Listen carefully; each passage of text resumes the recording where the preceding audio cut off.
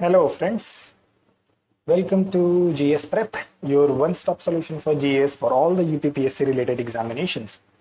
ये आपका S A part 2 है। इसके पहले एसए पार्ट 1 मेंस महीने का लेक्चर आ चुका है। अगर आपने नहीं देखा है तो उसको आप देख कर आइए, then you will understood this lecture more comprehensively.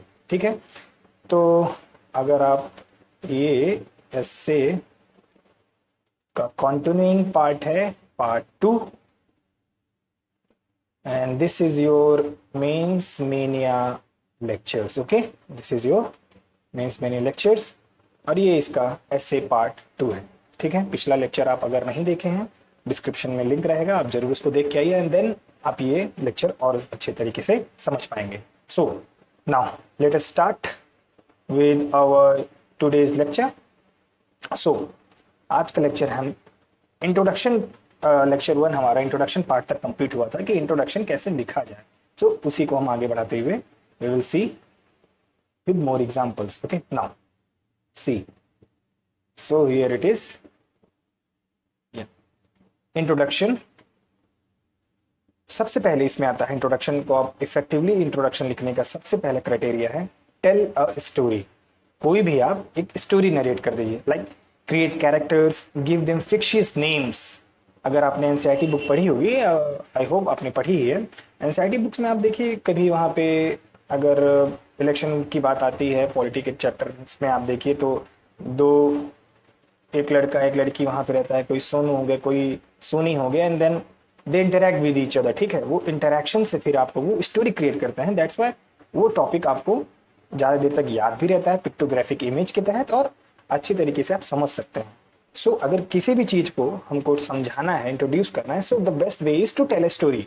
Okay, so इसमें क्या है, create characters, okay, give them fictitious names, give them fictitious names, okay, give them fictitious names and weave narrative relevant to the question. Most important part is कि जो भी आप question I mean जो story frame करें, fictitious character frame करें, वो आपके एस्से के रेलेवेंट टॉपिक से रिलेटेड होना चाहिए। ठीक है, for an essay on healthcare like reforms in India, you can create a character from rural village who is neglected by a PHC, okay, misguided by the private clinics and fleeced by the local medical store. ठीक है, a short story on powerfully brings out the problems of our public health sector.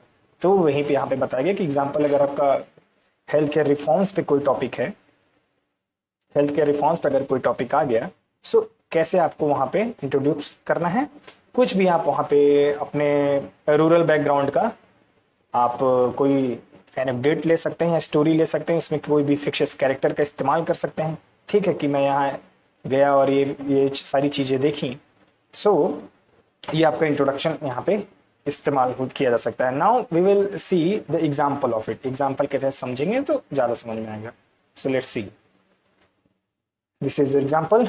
If we suppose की topic है cyber space is the new battlefield, cyber space is the new battlefield हमारा topic रहेगा, तो हम इस introduction कैसे करेंगे। सी, ये बेस्ड है स्टोरी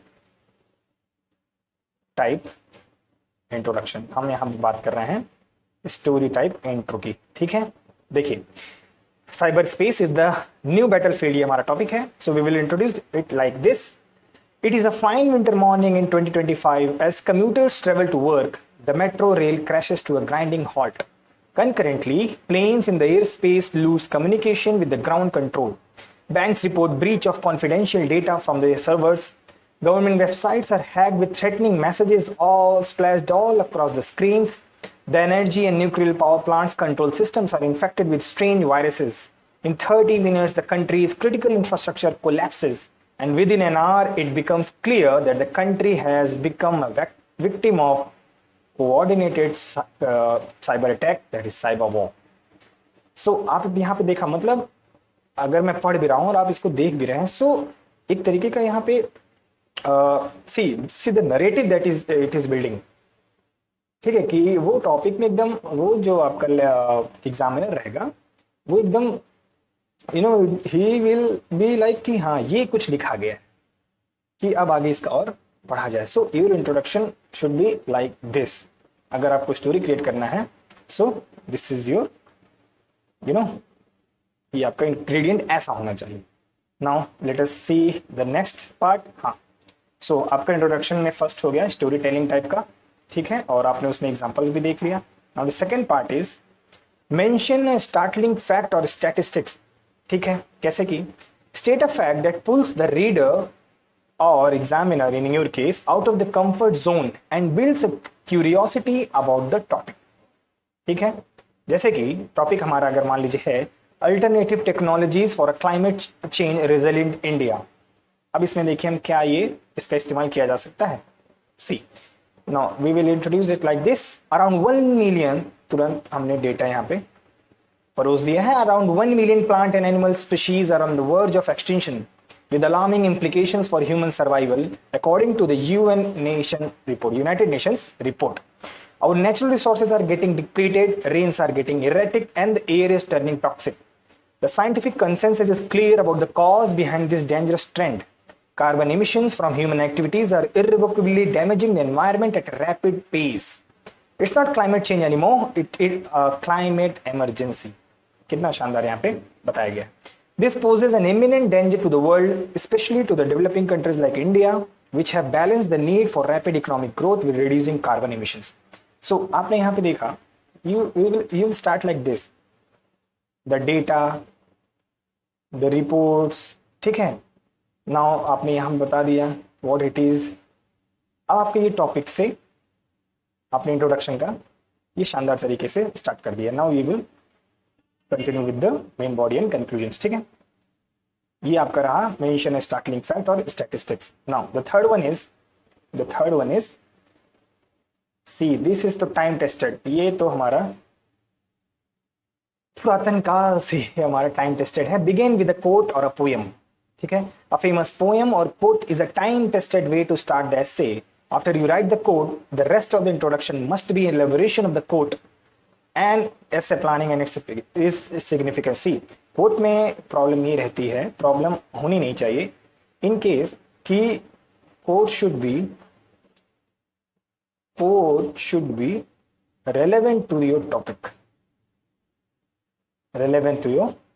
टॉपिक, ठीक है। टॉपिक कुछ आया और आपने बस पोयम या कोट के नाम पे कुछ वहां पे इंट्रोड्यूस कर दिया, दैट विल ये गलत इंपैक्ट डालेगा। तो क्योंकि आपने यहाँ पे देखा जो आप कोट करेंगे आपके ऐसे से वो मैच होना चाहिए, रेलेवेंट होना चाहिए आपके टॉपिक से, और क्योंकि आप उस कोट को आगे बढ़ाएंगे भी। ये नहीं कि आपने यहाँ पे डबल इन्वर्टेड कॉमा में कुछ लिख दिया एंड देन इसका आगे आपके कोट आपके ऐसे से कोई मतलब ही नहीं है, या इसको आगे आपने एक्सप्लेन भी नहीं किया कि ये कोट क्यों लिखा गया या ये कोट क्या कहना क्या चाह रहा है। So your quote should be relevant to the topic.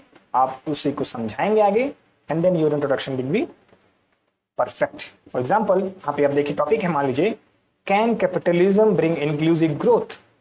So your intro should be like this. It was the best of the times, it was the worst of the times, it was the age of wisdom, it was the age of foolishness, it was the season of light, it was the season of darkness. So wrote Charles Dickens during the Industrial Revolution, and then you will start with your main body and और अगर आप चाहें तो इसको और एलिब्रेट कर सकते हैं, ठीक। ये आपका रहा कोट या पोएम के आप जब लिखेंगे, okay. So the next one is, अभी आपने क्या देखा, अब first one is your story telling, the second is your this is example, the second is mentioning a startling fact और statistics, and third is the begin with a quote और poem. Now the fourth one is provide context to the essay topic. Provide context to the essay topic. What it means ki in this method you write about the broad circumstances surrounding the issue.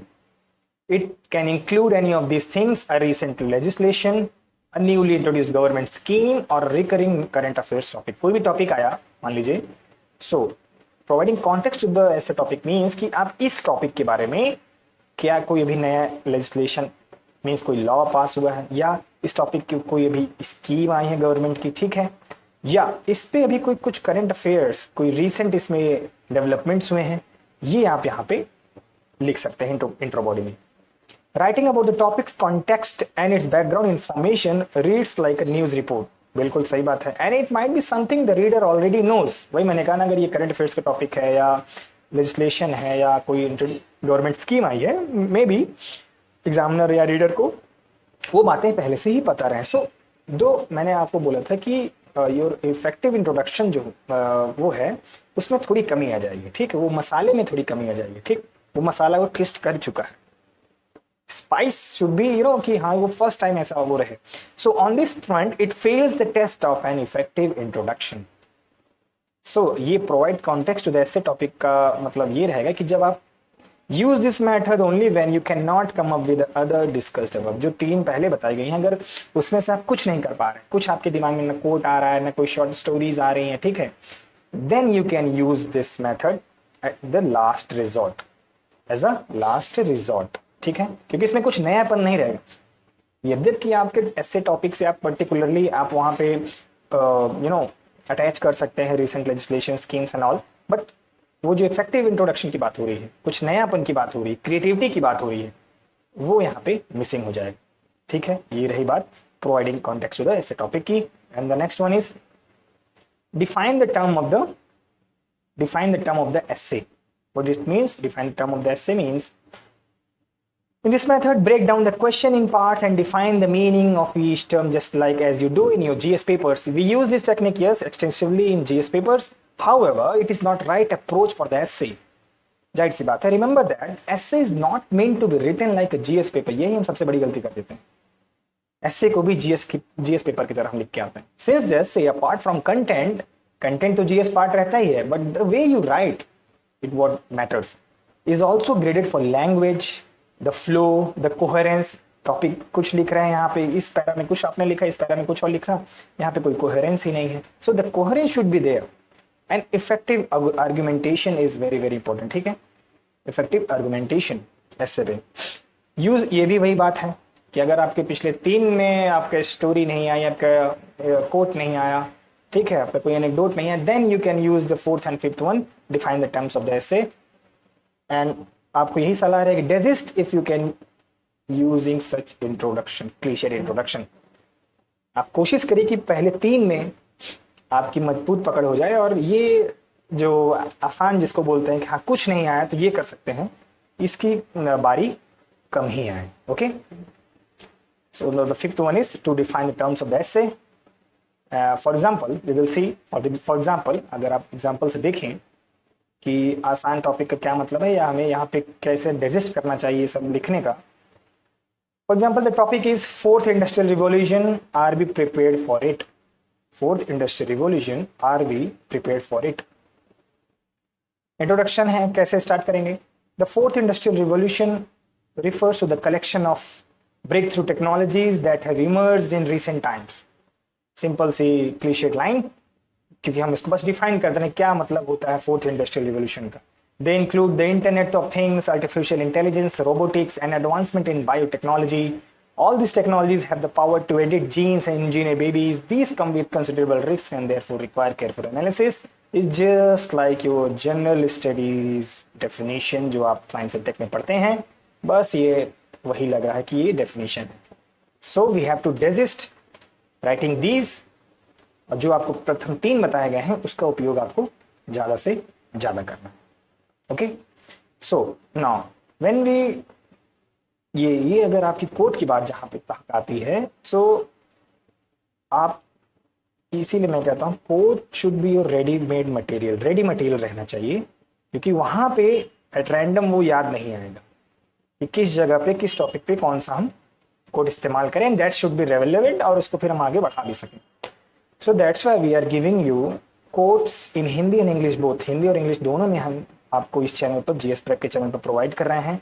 आपके community post पर आप daily किसी न किसी महान हस्तियों के बारे में हम कोट पोस्ट करते हैं, एंड यू कैन डिफ्रेंशिएट कि ये एनवायरनमेंट, ये विमेन इश्यूज, ये सोसाइटी, आप एक करके डायरी लीजिएगा और पर्टिकुलर कोट्स को सेक्शनल वाइज डिफरेंशिएट करके आप वहां पे लिख सकते हैं। दैट्स व्हाई आप हमारे साथ एस्से की तैयारी आपकी हमारे साथ ही होती रहेगी। कोट आपको डेली मिलेंगे, वो आपके एस्से, वो आपके इंटरव्यू, वो आपके हर पार्ट में मदद करेगा, ओके।